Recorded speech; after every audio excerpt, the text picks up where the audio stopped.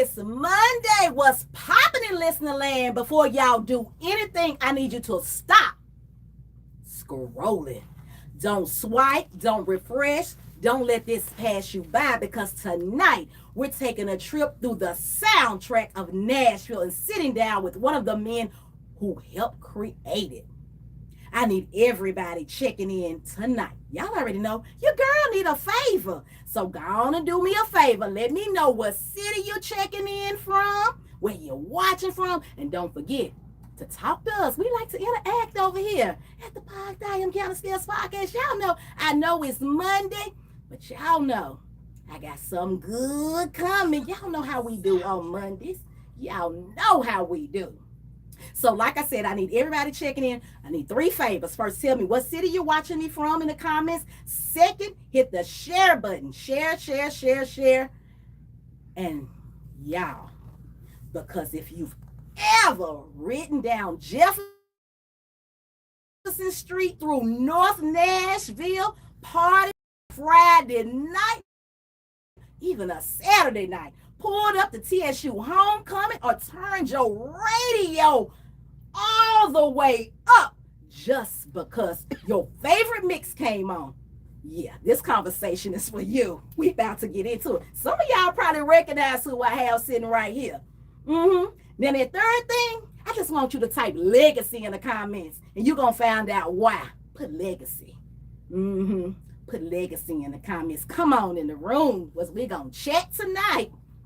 Because tonight isn't just about music. It's about consistency. It's about culture. It's about longevity, baby. It's about what happens when somebody dedicates more than 2 decades to mastering their craft, while the world around them keeps changing. See, everybody wants the spotlight, but tonight we're talking to somebody who spent years creating the moments that put everybody else in the spotlight. That's something right there. Some people chase trends, some people create moments, and then there are the rare few, the ones who help shape the entire culture.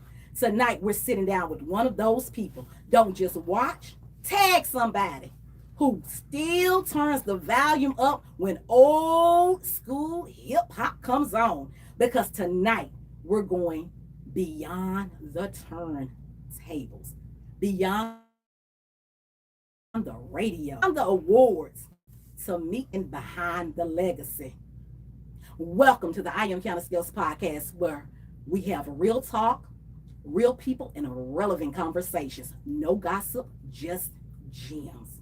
I'm your host, Qiana Skills, and as always, I'm just trying to help the people help the people. This is your first time here. Welcome. You're going to enjoy this, and even if you're not from Nashville, you're going to enjoy this, because this all ties into hip-hop culture, just the whole culture in itself. And if you've been rocking with me week after week, welcome back to the Blue Velvet Couch. Around here, we don't just interview people because they're well known. We sit down with people whose journeys teaches us something. People whose stories remind us that success isn't built overnight. It's built through sacrifice, discipline, consistency, and willingness to keep showing up when nobody's watching. That's what this podcast has always been about. Not gossip, not clickbait, not chasing headlines. We chase wisdom. We celebrate purpose, and we create conversations that leave us better than we came. So listener land, get comfortable, lean in, because tonight's conversation is about to get juicy. Now, before we get into it, y'all know I have to give a shout out to our sponsor. Because I know y'all want to get into it. We're going to get into it. Trust me, we're going to get into it. But we got to give a shout out to the people that keep these bills and keep these lights on. If you're looking at your closet and it's full of clothes, but still saying, I don't have anything to wear, it's time for a closet experience. Visit theclosetexperience.com and use promo code podcast, that's PODCAST, to save 10% of your entire purchase, because the confidence starts before you ever walk into the room. Don't just shop the boutique, experience the boutique. Now, listener land, we got to have a little chat real quick. Y'all, because this one is personal to me, who I have sitting on this couch. This interview means a little more than most Y'all, I'm trying not to fan out in front of you. I'm gonna act like I got some sense, okay? See, every now and then, life gives you the opportunity to sit across from someone whose work has been part of your own story. And tonight, this one right here, it's part of my story. He probably think I'm a stalker because before, you know, I tell y'all we be having some crazy stuff before we go live. And I'm gonna let y'all see something in a minute. But he probably thinking, you think I'm a stalker? Okay. Okay, so I ain't never stalked him. But in my head and everything, I swear this is my DJ. He's only my personal DJ. He gets me when I'm at the clubs. Like, he just gets me. I even wore see, that's why I wore this shirt. Somewhere between Nook If You Book and Praise Is What I Do. Is that what this is? Yeah. Because, baby, he bring all that out of me. Like, baby, y'all just don't. Anybody know me, truly knows me, they know. They know. Did you see? You saw how I cut up and, Lord Jesus, I don't think I sat down. But that's a whole nother. We're going to talk about why I didn't sit down somewhere in a minute. But yes. And I got to say it's personal because he's from Parkwood and I'm from Parkwood. So I know some of y'all watching, y'all from Parkwood, or stand up whole Nashville. We in this thing tonight. We are in here. But I've always admired him. Just a stand-up guy. And if you think I'm exaggerating, let me give you a recent example. Just a few weeks ago, I told you we're going to get into it. Just a few weeks ago, C-Wiz DJ my White Creek 96 30th class reunion. Oh, now y'all know how old I am. Okay, but anyway, y'all, it was epic. And when I say epic, we had the 69 boys. And when I tell you, I never left that dance floor. From the time I got there to the time I left, I was in heaven. The whole city has been talking about it. You know, this week it kind of slacked out because y'all talking about Usher Gate and all that good stuff. But baby, the class of 96 had it going on. Y'all, we had it going on. That's all I want to say. Y'all just don't know. So y'all already know, I don't just bring anybody to the Blue Velvet Couch. Every now and then you have the privilege of sitting across, like I said, for someone whose career isn't just impressive, it's historic. Tonight's guest isn't simply a DJ. He's a trailblazer, a culture curator, a hit maker behind the scenes, a music historian, a tastemaker, a pioneer, a mentor, a brand builder, and without question, one of the most respected and influential DJs to ever come out of the state of Tennessee. Matter of fact, let me make that personal. Cashville, Tennessee. Stand up. Because when one of us wins, we all win. And tonight, one of our own has made it to the Blue Velvet Couch. For more than 26 years, he's been the soundtrack behind generations of memories. Before playlists, before streaming, before algorithms decided what people listen to. There were DJs like him breaking records, introducing artists, creating mixtapes people couldn't wait to get their hands on, and helping shape the sound of Southern hip-hop. He's a proud Nashville native and a graduate of Lane College. I don't know how you didn't go to TSU, but you know, that's a whole nother subject right there. There's a TSU story. Okay. Many of us remember him from Nashville's legendary New Life Records. What up, Lee? Yes, that's Lee, right? Yeah, make sure I got the right person because you know y'all my man. Yes, what up, Lee? Where music lovers lined up to discover the hottest CDs, mixtapes, and the next artist everybody will soon be talking about.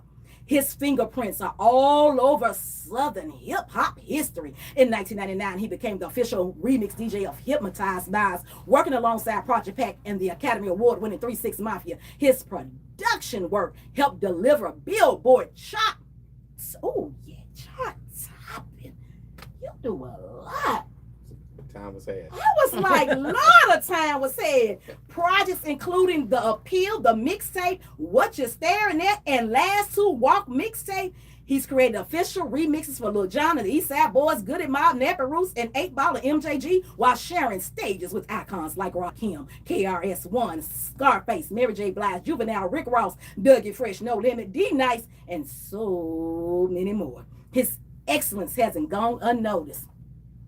He's earned Mixtape of the Year, Specialty Mixtape of the Year, SCA's, and that's Southern Entertainment Awards, right? Correct. #1 DJ in the South, Tennessee Club DJ of the Year, the prestigious Pioneer Legend Award from the Tennessee Hip Hop Awards, and the Best Damn DJ Award. Okay, come on, Wiz. History was made when he became the first DJ from Tennessee to be featured on XM radio, appearing on the Paul and Juicy Show. Whew. I am so proud of you. Opening doors that many never imagined possible. For nearly 2 decades, and it's since 2007, I had a day right, you've been one of the trusted voices behind 92Q, keeping Nashville connected to the music and the culture through legendary mixes every single week. If you've ever experienced the energy inside Tennessee State University's Tiger Den on game day, then you've experienced another chapter of his legacy as the official DJ of TSU football, helping create one of the most electric HBCU atmosphere in the country. But beyond every award, beyond every stage, beyond every celebrity, his greatest accomplishment may simply be this: he's remained relevant, respected, and in demand for more than 2 decades in an industry where many careers don't survive 5 years. That doesn't happen because of luck. That happens because of consistency, character, vision, and an unwavering commitment to mastering your craft. So listen, land, it is truly my honor to welcome the legendary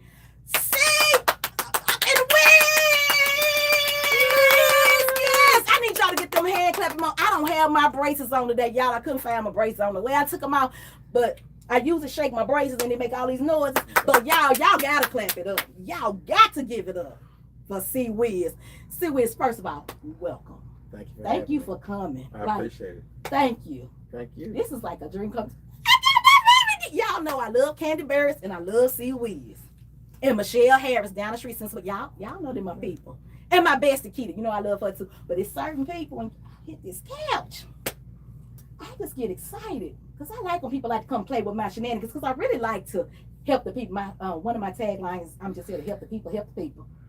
So we're gonna jump right into it. We're gonna kind of go down a journey. Okay. You spent decades creating moments that people dance to. Yes. And I just want to know, take us back to the beginning. What was Nashville music scene like when you first picked up a pair of turntables? The scene was, so let me just say this. Mm-hmm. So, my age and the age of hip hop, there's not a big gap. So I came in at a point where everybody was trying to just kind of figure things out. So, before the Pistols and the Cool Daddy Freshes, we had MC Desire, we had the Blow Pop Crew, we had those guys. And, they walked, so Cool Daddy Fresh and Pistol and Haystack and, Rude Awakening and, Kwani. And, yes, and,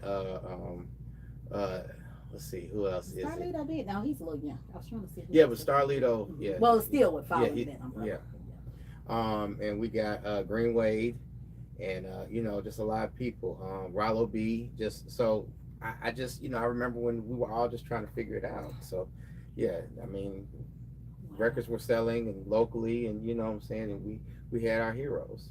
So wow, I bet you look back now and like, wow, you've been part of hip hop for a long time. Well, it's definitely something that God gave me an opportunity to be a part of, and I know that's where my strength comes from. And I'm still here. I'm gonna back us back a little bit. Okay. So, how did you get interested in DJing? Like, okay, so it's a great story. Mm-hmm. Okay, I used to be a rapper.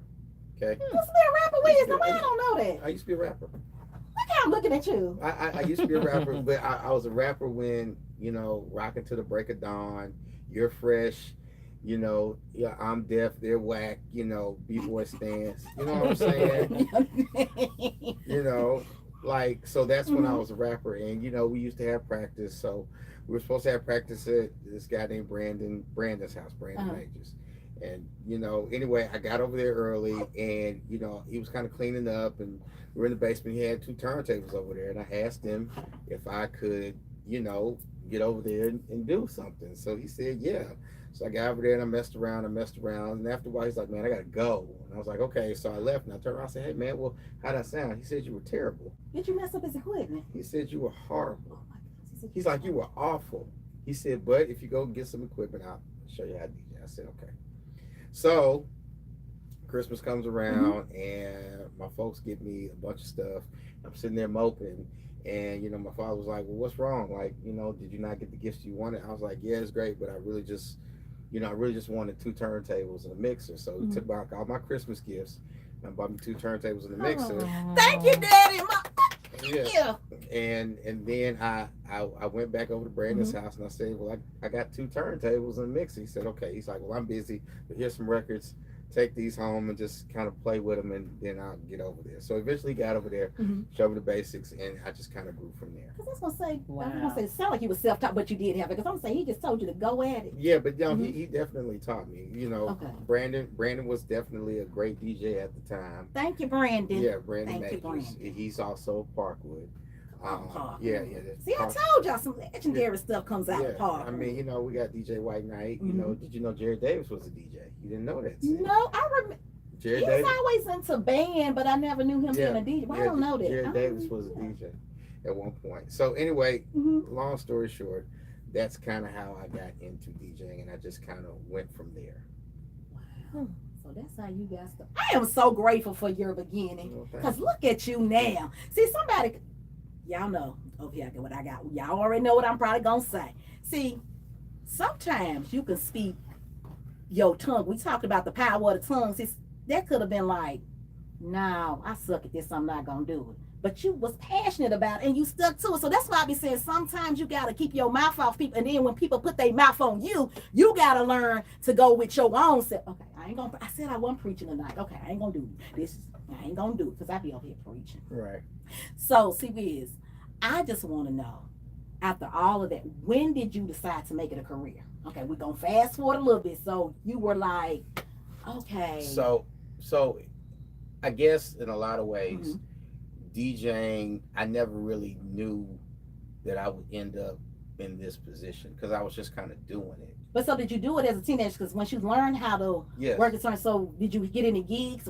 Yeah, so I started doing team parties when I was like 16, 17. Okay. You know what I'm saying? So these was house parties? Or house parties. Okay, so house parties. House parties. And then, I kind of, of course, went to Davis Academy for a little while, and then transferred to Hunters Lane. And when I went to Hunters Lane, and that's kind of like when everything really, really started taking off. I had my own day. I used to DJ at the pep rallies, and I had my own DJ for a day for homecoming. So for homecoming, I used to DJ in the courtyard, and everybody would go to lunch. They could come dance, party, and do whatever. And then I do the party that night. So I represented Hunters Lane, and then LJ had Whites Creek. Oh yeah, I paid you at Whites Creek. Why did I put you at Whites Creek? Because I'm from Parkwood, and Parkwood was zoned for Whites Creek. But there was, when transfers used to be a big thing back in the day. You know what I'm saying? When you got transferred, so I got transferred to Hunters Lane, and so I went from Hunters Lane, and that's kind of how I came up, DJing. So I just started DJing there, and then of course graduated, went to college, and my mom told me that I couldn't, well, let me back up. So we're doing the team nights at Heartthrob and Malibu and Moonbeams and all those other places, and then DJing at Charlotte Skate Center, after midnight and all that other stuff. Y'all don't ask me. Not after midnight at Oasis, but after midnight, like when you can take your skates off. Look, I don't went way back down. Yeah. Okay, look at me telling on myself. So you could dance then. So I DJ, then as well. But so a few stories. So I did that, and of course, everybody used to go to New Life. You know what I'm saying? So I used to hang out at New Life a lot. And then when I went to college, Lee used to give me CDs and tapes and records just to keep me motivated, so I could have some music to listen to while I was in school studying. So New Life was always a supporter, even before the supporting. You see what I'm saying? They were always there for that. So I did that. And my mom said that, I thought that I could take my DJ equipment to college. And she said, no, you can't, because I need you to focus on school. She wouldn't let me take the car. She wouldn't let me take the DJ equipment. So I used to have to take the Greyhound bus from college back to Nashville to DJ here. Then I would go back. So eventually I got to the point where I would like talk on the mic a little bit. And so then I started hosting parties per se down there for college night and all that other stuff until I got to Okay, yes. And then I started DJing. So, like in all these things that I did, like it's almost like a default situation because like, nobody had a plan. You see what I'm saying? So, when we see somebody do something, we were just all trying to figure it out. It just happened to work. So a lot of things I appreciate. I appreciate the love and I appreciate, but some of these things I got basically by default. You see what I'm saying? When I said that, even with the whole DJing thing, like DJ White Knight came from Parkwood. These guys were killing me. These guys were amazing. And, I just stuck with it longer. That's the only thing I could say. White Knight is now a fireman, he's a, so he definitely, and he still got it. You see what I'm saying? And I'm a big fan of White Knight.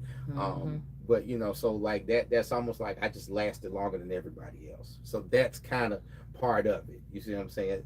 So anyway, as I kept going in DJing, it just kind of fell in. So I graduated from college, and as soon as I walked across the stage, I just went to New Life.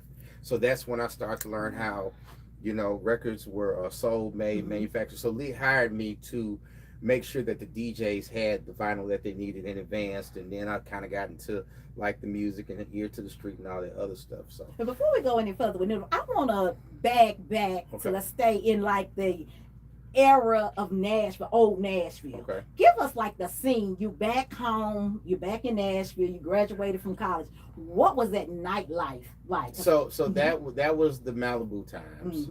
That was the Malibu times. And of course, right around that time is when me and Daryl J had kind of came together, because I was DJing, John Smith had the promotion. So I was DJing teen night on Wednesday, and then I was DJing Sunday nights. Yeah. And Daryl J was DJing Fridays and Saturdays, especially Saturday nights at Malibu.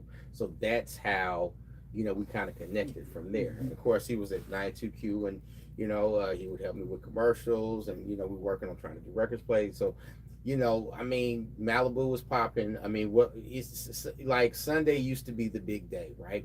So we would all get up, we would go to the car wash, and then we would all go hang out at Hadley Park, and then we drive around, drive around the circle, and then we'd end up at Malibu, and that's how that happened.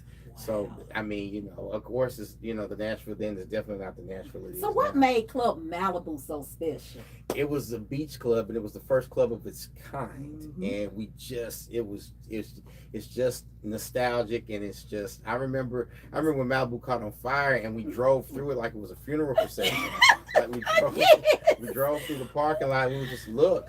So what was so crazy is I was asleep because it caught on fire Saturday night to Sunday, and I was asleep, and Daryl J called me, kept calling me, and I was like, "What's up, man?" He's like, "Man, Malibu's on fire," and I said, "Wow, so you really did good last night." Malibu's the one around there where Top Golf, it was over on the. Is that where I was? It was in Fountain Square. No, Fountain Square.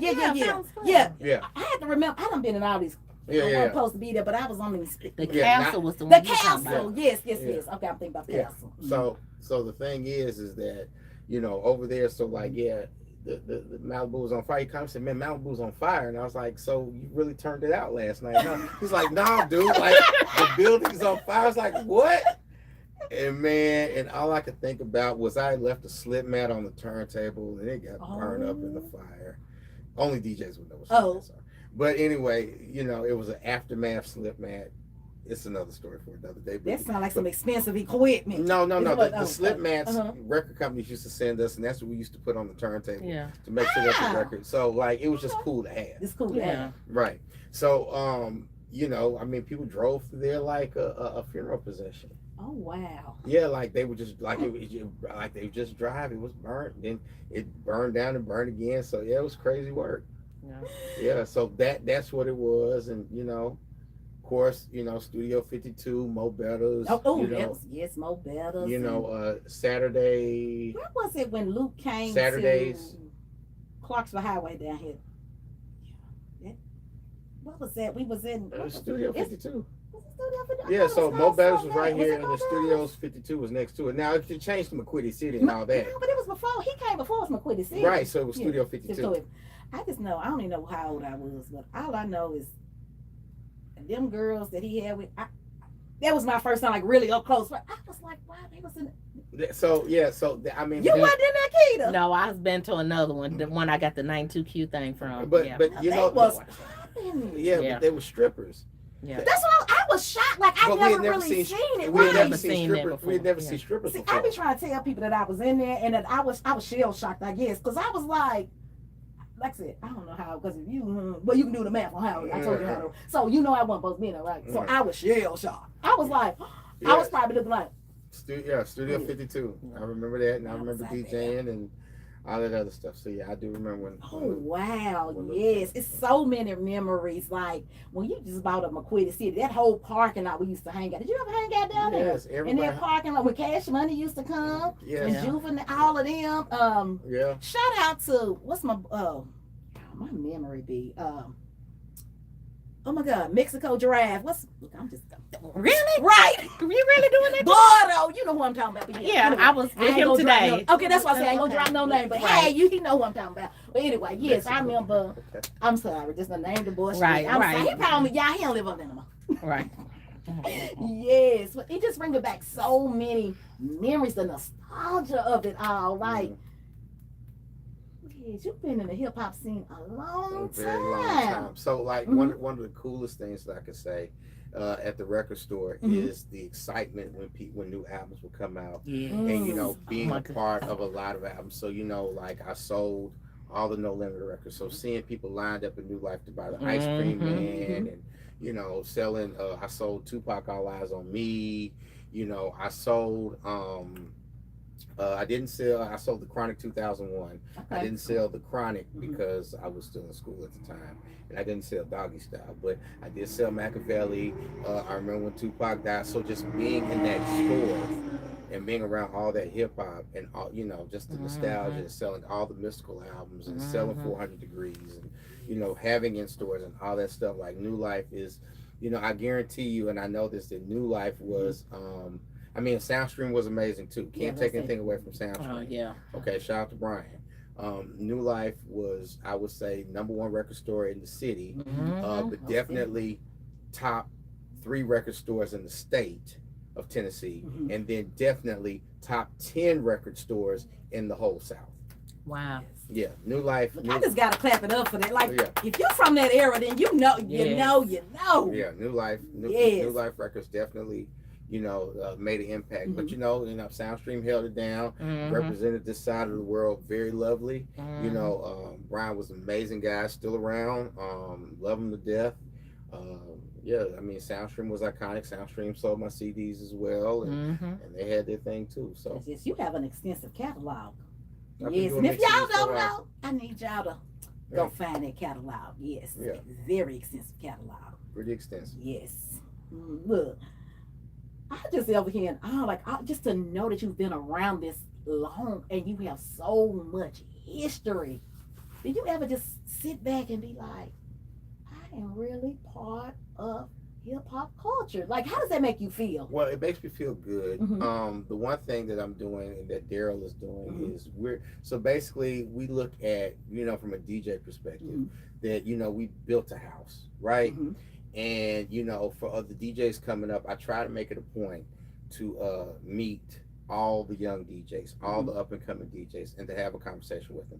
I'm not looking for a knockdown, drag-out relationship. I'm not looking for you to stop what you're doing, to run it I just need to know who you are. I just want to meet you, name, shake hands, whatever. That's it. The reason why I was saying that is because we, metaphorically speaking, we've built a house. Okay, so as far as how happy hours are and how parties are and how we've built this house, and you can go in and you can remodel the house, but you just can't change the house. You see what I'm saying? So, I like to look at Daryl and myself as more of philosophers or builders, so that they have a place to go and understand. So we all have benchmarks. So just think about it. So like, every DJ would love and would want to aspire to at least attempt to be in this game as long as I have. Yes. You see what I'm saying? So Yeah. regardless to what any of the DJs think or feel, whether they feel that I'm older or too old, whatever, at the end of the day, you would kill to have this career. Yes. You know what I'm saying? Longevity. Even Yes. Victor Chapman, I mean, an amazing, like that's my brother. I look up to him. You know what I'm saying? Like these young guys, they would kill to have this type of longevity. Like I've raised kids. I've had families, like this is all I've done. And a matter of fact, this is what kept me out of a lot of trouble. And, my mom and of course my dad, they would always be safe knowing that all my friends would come to the house because I was making their mixtapes, and they knew that as long as they heard music, I was in the house and I wasn't getting into trouble.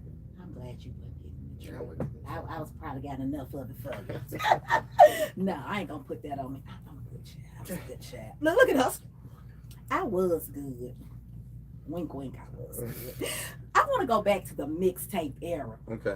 How did the doors open for you to be a part of Hypnotized Minds? It was because of New Life. So, It was because of New Life, and I gotta say that Pimp C definitely co-signed a lot of the doors that opened. But 36 Mafia used to come by New Life all the time. They would sell their tapes, and then when they got signed, they would do the in-store. So I've always been around Paul and Juicy and 36, and my first opportunity to do a mixtape was the Appeal mixtape. We did that for Project Pat. Of course, he was going through the legal troubles at the time, and they needed an album. So I told him I wanted to make a mixtape. I'd done one previously, but they turned it down. But then they went ahead and we went with the Project Pat one, and ended up charting and doing really, really well. And after that, I started doing more and more mixtapes.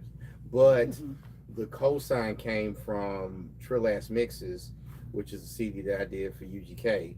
And that happened in like 98, 99. And so that kind of opened up the door, because that was like one of the first few CDs that was ever dedicated to one artist. So people would make their No Limit mixtapes and their Cash Money mixtapes, but this is the first one where I actually got to work with the group. So so Pimp gave me those songs. He gave me those instrumentals. He gave me those acapellas. You see what I'm saying? And that was the first, Now, were these in studio, or we say gave, they were sent over? No. So I was able to, when we started talking about the Trill Ass Mixes, I ended up actually going to Pimp C's house. Okay. So I spent the night at Pimp's house, and he gave me, these songs. He said, what do you need? I told him what I wanted, and he said, okay, I got that. I don't have that. I got that. I got that. Here's a couple of unreleased songs. Take this, mix it, and we'll come back and we'll see what you got. Wow, that's great, because a lot, we live in an era now where people just like, oh, send it to me via email, however y'all send it, and that's why I was wondering if you actually had the opportunity to be right there. Yeah, so I had to drive to it. Pimp lived in Atlanta, and I had to drive to Atlanta to get the music. Yeah. Wow, that just like, this is so amazing just to know that. And I want to go back and talk about the XM radio. Yes. How did that phone call happen? How did that career start for you? Well, it was more Paul and Juicy. Paul and Juicy had a show. It was on, I guess it was 66 Raw at the time, or it was 66 Raw, and I had just been their DJ, so they had a show. I did the mixes for it, and that's how I got on XM radio. Of course, XM has evolved to a point, like its stratospheres, like the shows and everything, is a lot different than what it was back then. So yeah, that's how I got to do the XM radio thing, based on the strength of Paul and Juicy. See, that's what I be telling y'all. Relationships matter. How you treat people and how professional you are. He's a testament to that. I'm trying to tell y'all. That's why I be bringing these people over here so you can get some of these gems. You have to build relationships. Just like he was talking about that house. You got to be networking with people. Yeah. So you lived through some of the greatest, and I do mean greatest eras of hip hop. Yes. I'm going to throw out a few names. Okay. And just tell me the first thing that comes to your mind. Okay. Tupac. Icon. Oh yes. Eazy-E. Icon. Uncle Luke. Icon. Too Short. Icon. The Wiz. I know they all are. Did I say Too Short? No. You I just know. say two. You did. Oh, okay. Master P. Master P, innovator. Ooh, yeah. I can say that. I can see that. He's the reason why the independent game and us selling CDs hand to trunk independent game, like he's probably the reason why it happened the way it did. And I was so inspired by him. I got to throw in my little story. Yeah. So I was watching, believe it was Teen Summit, something on BET around that time. But he had was talking about selling CDs out of his trunk. And at the time I was thinking I'm gonna write this book, all this stuff I wanted to do. And I ended up writing a book. And I literally was like, that was my role model. I was like, if he can do it, I can do something. I have all this talent. Yeah. So I was going with a publishing company, but you know, back then it's not as easy as it is now. And I got screwed up. That's a whole nother story for a different day. So I ended up doing a self-publishing route. The Ultimate Betrayal, Qiana Bradford. You can find it somewhere. If you need one, let me know. I probably have some. Anyway, no, but that's how I remember. You know how sometimes you see people and you like, if they can do something, I can do something. I was very inspired. We're going to go with Scarface. Scarface, definitely innovator, icon. You know, definitely probably a lot of people's top 10 rappers. Yeah, definitely. Pistol Gordon. Pistol Gordon. King P is iconic, and he's also a great friend. And definitely, he definitely walks so a lot of people can run. Yes. Cool Daddy Fresh. Same way. Iconic. He walks so a lot of people can run. He came up in a time where, you know, like, that It's All True album is definitely, you know, still got it. Still got it, you know what I'm saying? And even the stuff that he did with Legend Records with Lee, you know, it was just iconic. Quantic Cash. Quantic Cash, innovator, and like honestly, the way Quantic evolved and the things that Quantic oh yes, he's now, doing. Yeah, bravo. Tell him come up here and sit on my couch. I will mention this to Quantic. Look, it's going to drop it. Look. And his brother Juan, they're both doing some amazing, amazing things. Yes. I'm gonna drop one more. I'm gonna do my two more. Let's do Young Buck, because I can't leave Buck out. Oh gosh. Because Buck might give me if I leave Buck out. So funny story about Buck. So Buck was signed to Hypnotize Minds at one point. Yes, he was. If you listen to When the Smoke Clears, he did the posse cut at the very end.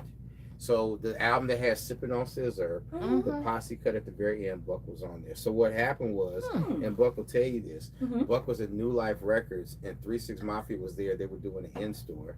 And he asked me, he said, what do you think I should do? I said, man, I think you should get on that bus and see what it does. And he got on the bus and went with Paul and Juicy. So after that, then he ended up with Juvie.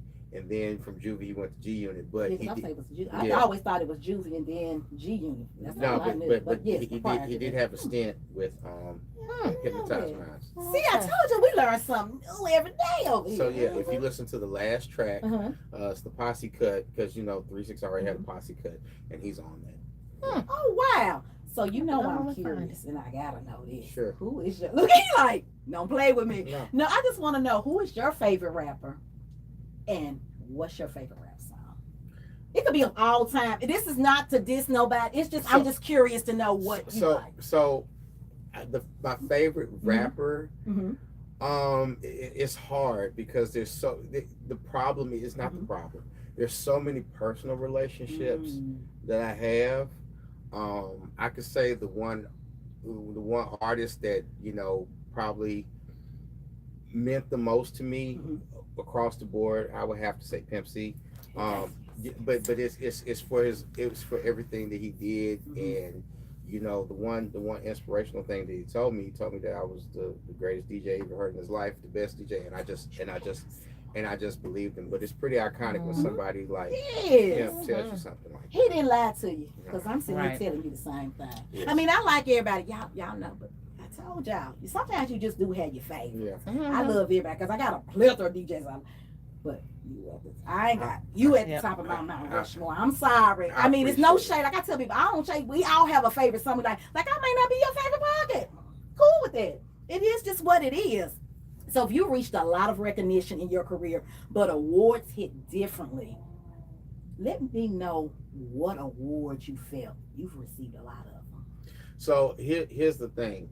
Out of all the awards that I received from, mixtapes, the greatest DJ in the South to this, that, and the third, the greatest award is when somebody tells me that, let me back up.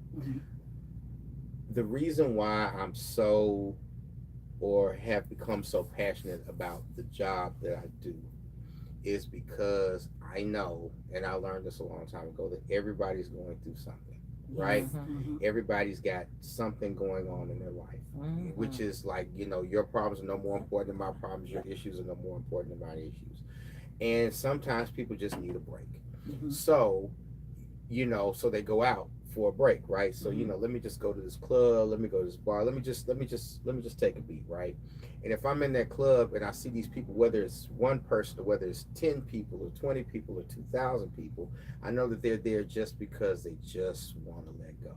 So my job, and that's why I say I have one job, my job is to make you just relax and forget about whatever you got going on for an hour, 30 minutes, 15 minutes, 20 minutes, or to make your celebration just a little bit better, or to make your, the bad news just a little bit easier to deal with. That's my job. And I wear that badge very, very hard. So when, I can't stop when you walk out the door and you go back to the car and you miss those 20 phone calls, I can't help that. But if I can just take your mind off of that. So the greatest award is being able to be approached anywhere and somebody just takes time out to tell me that, I helped them through a hard time, or, playing that song by Marvin Gaye or playing that song by Frankie Beverly and Mays reminded me of somebody or something. That is the best award ever, because that is genuine. Like, nobody voted that, there was no politics behind it. It was just an unconditional appreciation, and that is the best award so that's the greatest award. So when people see me and people say things to me, that is the greatest award. I like that. I can see that. Yes, that is. That's the greatest award, because the greatest award is always from my peers. Right. Because it's because it's genuine. Right. Because they didn't have to say that. They didn't have to do that. You know what I'm saying? So, even a situation where they didn't even have, people have said some pretty personal things to me, and it allowed me to let my music, help them or soothe it, because we all know that music has a way of making us feel, happy, sad. There's a song for everything. Okay. Yeah, it is. And to be able to have that. So you've been part of, we're going to go down this journey of 92Q. How did that come about? Did they contact Cumulus, call you, or did you contact them for a job? How did that come about? Actually, CeeLo, DJ CeeLo, hollered at me about it. So this is crazy work. So CeeLo was DJing in 92Q at the time, had an opportunity to go to 101, and he thought it was a better fit for him. So he said, Wiz, why don't you come over here and try to do that? And at the time it kind of worked out. Kenny Smooth, he was program director at the time, and of course, shout out to Kenny Smooth, because he's the only one that ever gave me and Daryl a chance. Me and Kenny, now Kenny knew me before he became the program director, so when he came here, he was able to just holler at me, and we just kind of went that way. So that's how that happened, and I just went and I stayed, and I've been in 92Q, I think, since about 2007. I was say, from my research, so just know that I've been on 92Q every Friday since 2007. Wow. Yep. Yes, baby, that boombox mix, you be making somebody gonna wreck their car. Because Woo Child, I go and work late, and I was like, man, I gotta wait till this go off. When I tell you, I be going in on them. When I'm around you, I be going in on them 90 rap songs. See, I get ratchet. Bet 1,000, shoot 1,000, they ain't nothing. Like, I get real ratchet.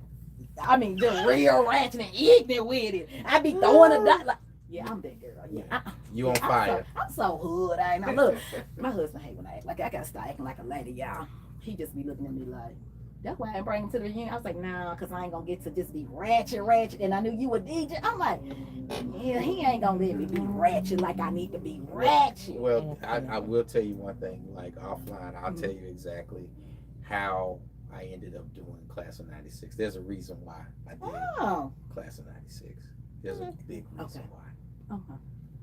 Yeah. Oh, look, cause I don't know. I'm messing with you because you my favorite DJ and telepathically. Is that the right word? You knew that I wanted you, and I was like, he got to be a part of another memory for me. Yes. Yeah, I just be up here just talking. Don't mind me. Look, so you gotta get Kenny over here on this blue couch too. Look, I guess you said, girl, you asking for a lot. Yeah, Kenny's definitely one for the people. Yes, he needs to come over here because he got some I will good. have a conversation with him. Yes. You have one for me. Look, I guess I'm asking you to go back and do a lot. Anybody in chat top list? Because I'm sorry, I forgot about my people. You know what Jonathan, Fat Matt Walker said, Okay. Triple OG, What's up, Sensei, Matt? Mr. Miyagi. Now he's wait a minute. I know Matt. Wait a minute, Matt. Now I'm sorry. Now he's on my Mount Rushmore too, baby. When I say see, I'm about to tell on myself. That whole what do we have? Reunion weekend. That thing was hard. Mac, I was on that dance floor the whole time at the brunch. That whole weekend. He probably got you on the video. I'm on how the everybody brunch, video. honey. When I say I didn't sit down the whole weekend, I left. What was we Vibes? I went to Vibes and I had to go to a birthday dinner at Nowhere Smash. I mean, what's it called? Nowhere Special. And then I went over 1824. When I done walked in the door, you was grabbing the mic doing something, and I forgot what song was on. But baby, I was editing. You would have thought. I mean, I was the whole weekend nonstop. Yeah. That's how y'all have me. He's at my Hey Mac, you on that top? Yes. My top list too. Because it's the people that can get me going and bring that. I like to do bald head scallywag stuff. Oh Lord Jesus! He said all I did was what Wiz would do. Yeah. Yes, and keep doing it. Hats off. I appreciate you, Mac. You know Love what? You, brother. Yes, when I tell you, because he sure did try to take over 1824. I saw when he grabbed your microphone. Now I don't know what y'all probably had that worked out. Yeah, I'm being messy. Yeah, well, Mac was humble enough to let me get on the mic while he rocked it, so that meant a lot. Mac is real humble because I was up there trying to figure the stuff. He said he would teach me how to DJ, but I told him it looked like that looked like it's a whole lot. He said it wasn't. It's hard. It is. You gonna be? I knew he wasn't telling the truth. So the basics are pretty easy, but there's a method to it. I mean, most people who do DJ, they say they do it because they enjoy music. Well, technically everybody enjoys music, but there's a method to it. It's one thing to just like kind of play records that like if you're just in your house and you're just DJing for a couple of people, but if you want to kind of take it out a little bit further, you have to be able to appeal. That's probably not my lane. I need to stay over here because baby, you listen to my playlist on my phone. I take you. That's why I got this shirt on. Milk If You Book might come on. What's PJ Morton daddy? We were just talking about him last week. Paul Morton might come. Like I don't have them. They all just gonna run in. Right. Then I'm gonna send you to Betty Wright, the clean up woman. Like you just gonna be in my kind of like. We just went from praise worship to clean up woman, and now I don't know what we're doing. Now we shooting dice and shooting people. Yeah, my playlist is. Yeah, I keep saying shooting dice. People are gonna really. I know y'all is probably thinking bad things about me out here. They like 1 week I told y'all, you never know what you're gonna get with me, and I don't try to hide it. I tell people, it's me. This personality is something else. You're gonna get what you get. Right. Now, I do have to ask you this. What separates a good DJ from I hate to say the word bad, but or mediocre DJ? Well, experience comes with time. I mean, it takes a lot of work, and the good thing about DJs now is that there's more so when I came up, either you DJ parties or you were a rapper's DJ, so you were an artist DJ, right? So there was no in between. Now there's so many versions of a DJ. You got wedding DJs, you got karaoke DJs, you got lounge DJs, you got club DJs, you got brunch DJs, like different DJs. So like there's not one real form of something that people have to stick to. You see what I'm saying? So there is somebody that really appreciates B-sides. There's a lane for that. I guess what makes a good DJ different from another DJ is if somebody is DJing something that they're not. If a karaoke DJ is DJing, you know, a country western party, it probably wouldn't it work wouldn't out. translate well. So I think that what everybody needs to do from a DJ perspective is, you know, just live in your lane. You see what I'm saying? If especially, and you got to remember that I'm looking at it from a work perspective. Okay. Right? Not necessarily if you just chilling, if you're a fan of the music, you just kind of mess around a little bit, do what you do. But if you're like, look, I'm really trying to get out here and see what this looks like, then, you know, I would definitely like feel around and just see, you know, where the lanes are, because I mean, you can get a lot of success in this game if you just kind of stay in the lane that, you know, is for you. That makes sense. So where did you get your blueprint from? Like the style, how did you get your style? My style of DJing I got from Kid Capri. Yeah. So what happened was I used to work for Def Jam. I was a street promoter. So when I was in college, that means I used to pass out the cassette singles and the T-shirts and the posters and everything. So anyway, the lady who gave me the opportunity, her name was Johnny Walker. Her name is really Johnny Walker. And she used to work at Def Jam, and she lived in Memphis, and her daughter went to Lane College. Her name was Ramona. And, you know, I was doing street promotion. So anyway, this is right around the time when Def Comedy Jam was really, really big, and they were on tour.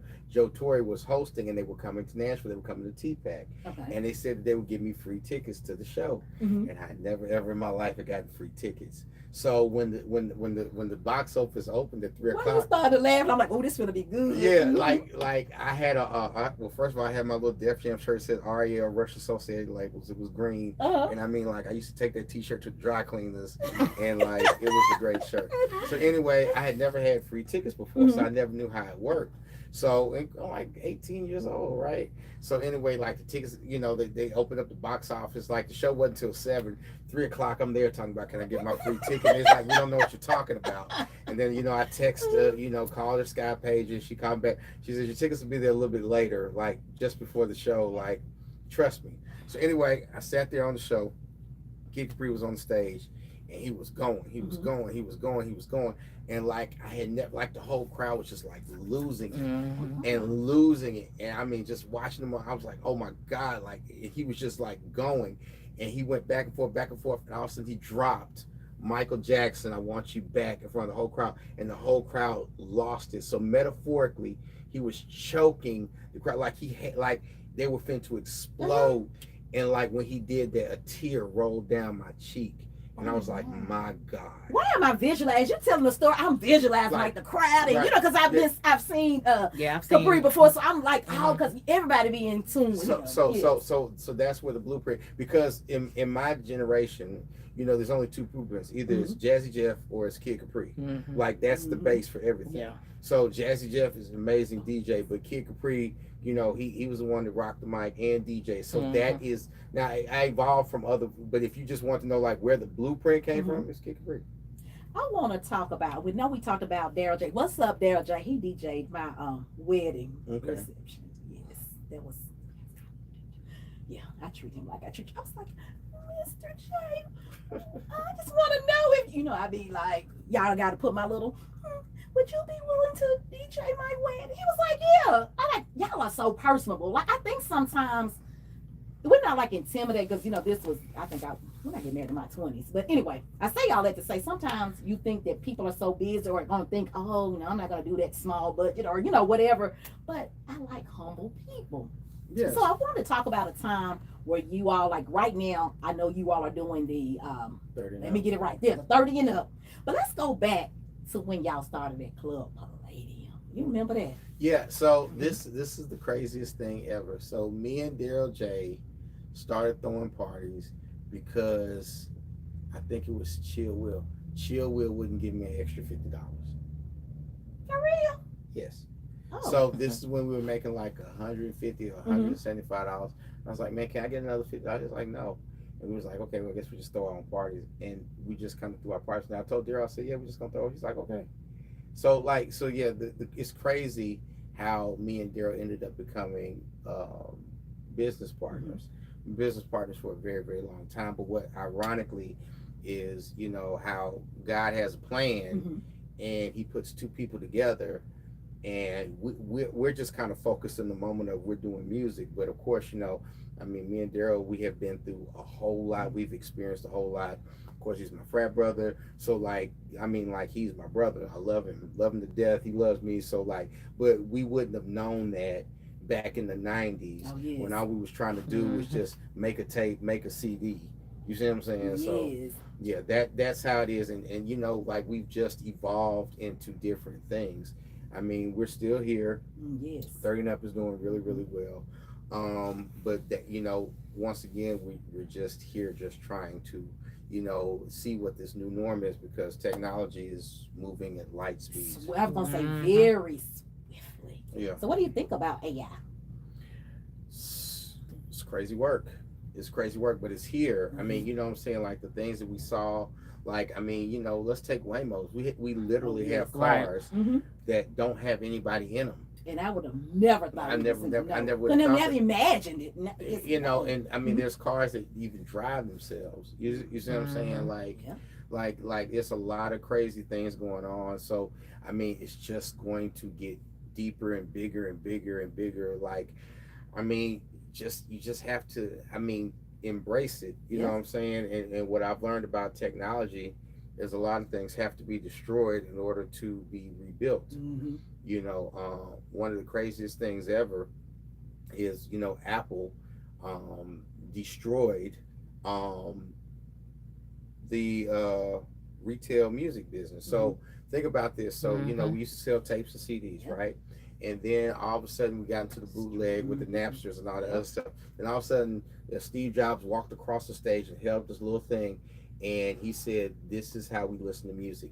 And you know, iTunes at one point was the biggest record store in the world, and that's where we learned that we could just buy one song for 99 cents or $2. We'd have to spend $15 for one CD.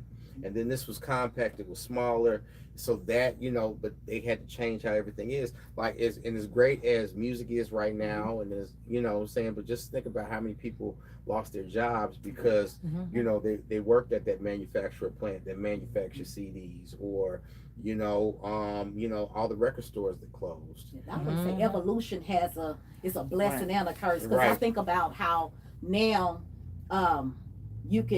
we have Instagram, you can promote your shows and you can do an Eventbrite. Back in the day, if you take it back to the 90s, now I don't know if y'all did this, but did y'all have a spray painted sign? I don't know if they were John Smith signs or y'all did. John Smith and Chill Will kind of did that. Okay, I was gonna say to promote. See, y'all remember them white sheets going down North? I don't know. I mean, you're from Nashville. That's some nostalgia right there. But I said that because think about where that has evolved. Nobody has to go. And you remember when people used to they still do staple.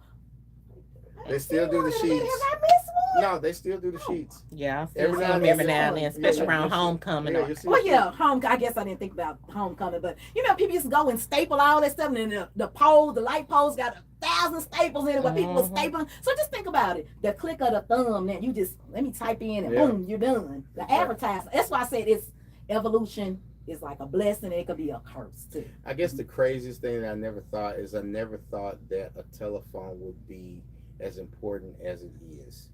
You know what I'm saying? Like, I mean, like at this point, like, I mean, you got credit cards on telephones. You get like your camera, like, I mean, your, you know, emails, like, and all that, and it makes calls and sends text messages.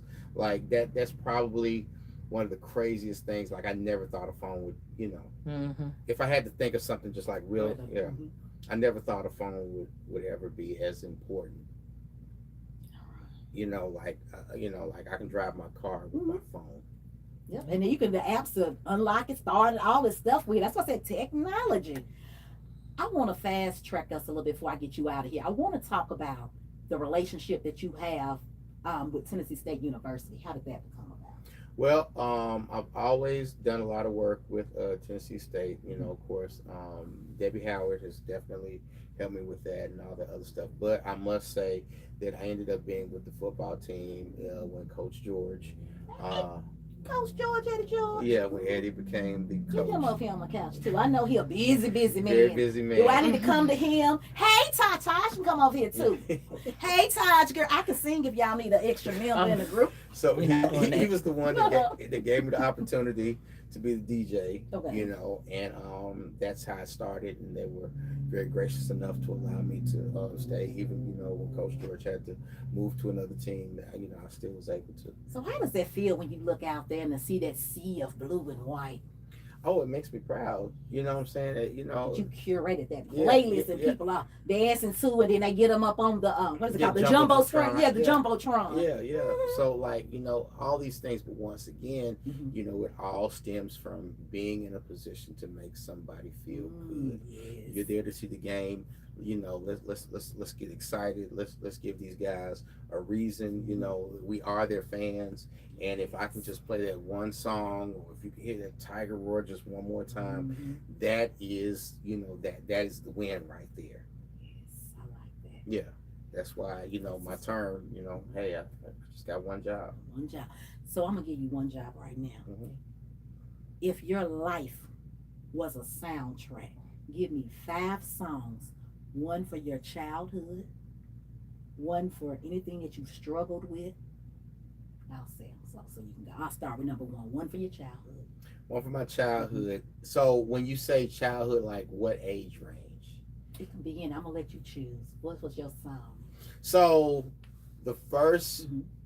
45 I ever bought Mm-hmm. was the Pina Colada song by Rupert Holmes.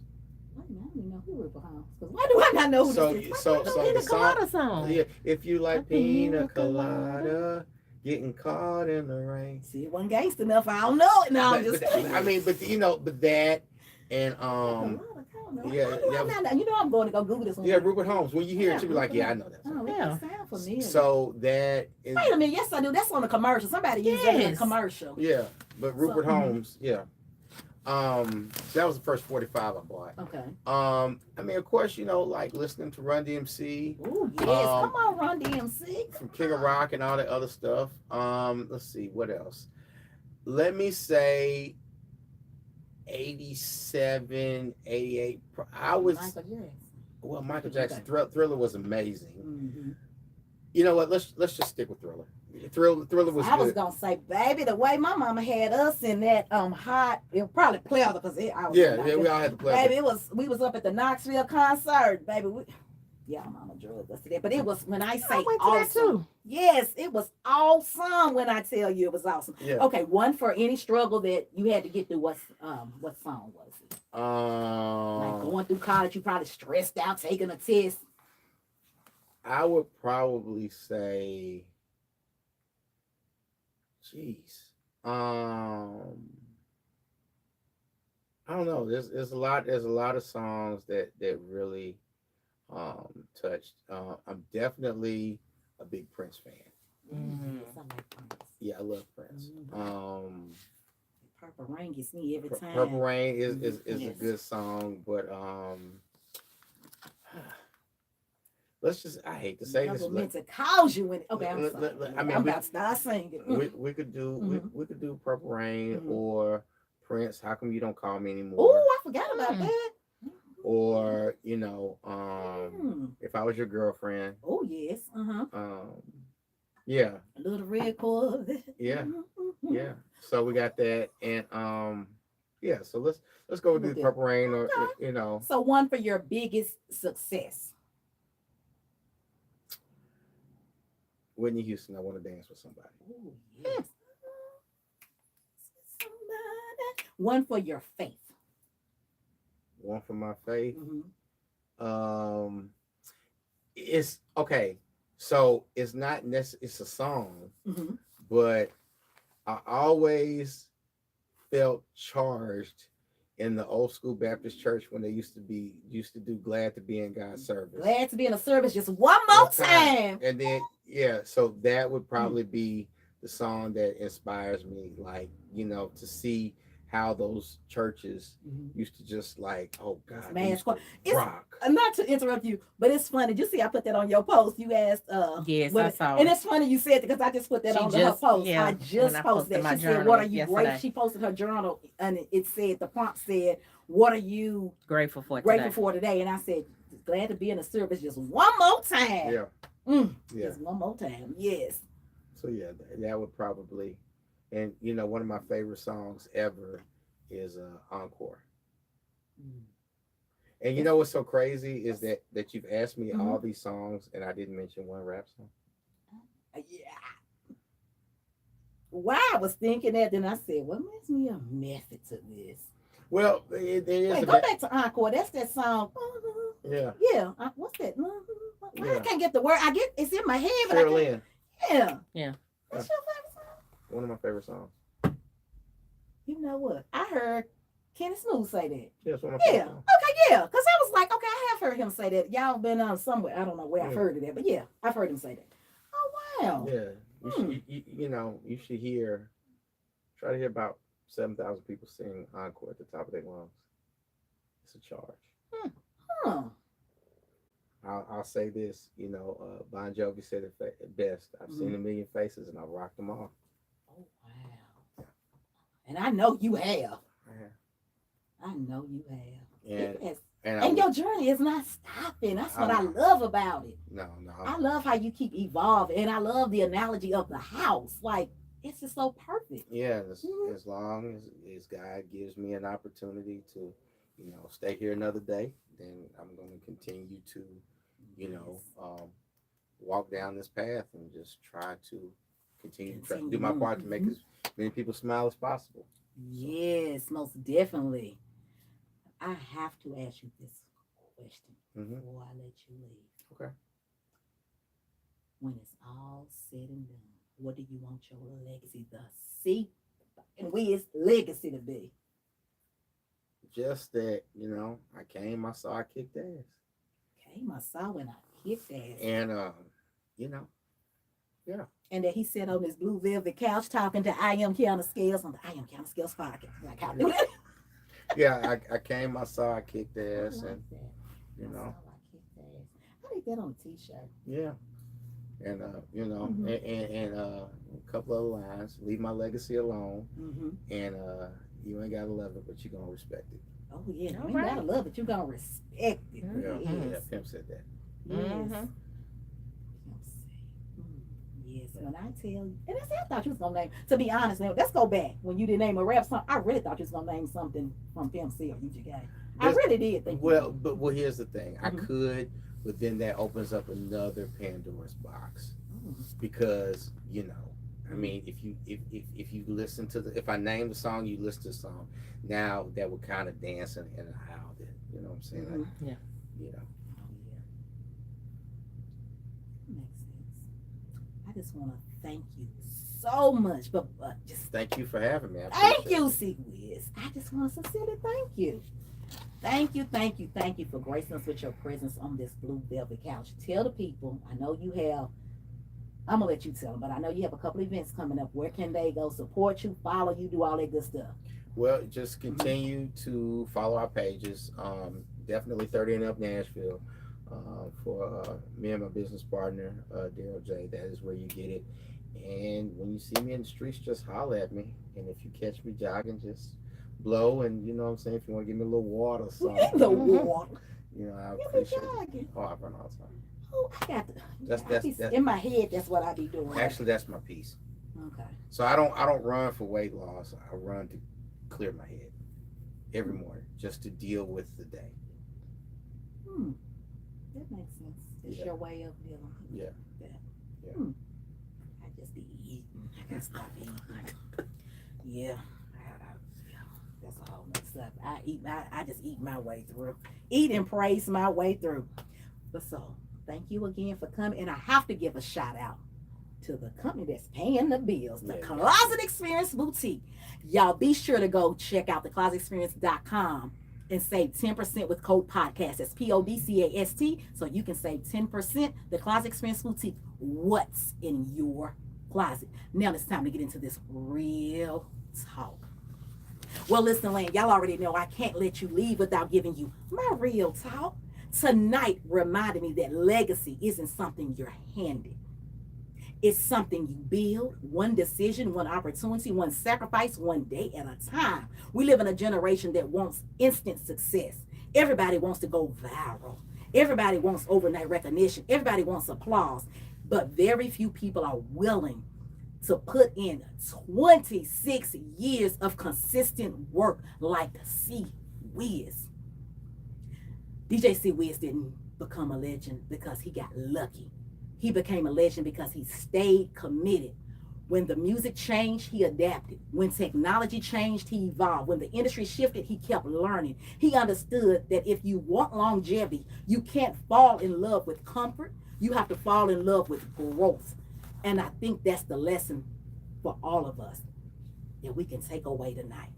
Whether you're building a business, writing a book, starting a ministry, launching a podcast, or raising your family, simply trying to become the best version of yourself.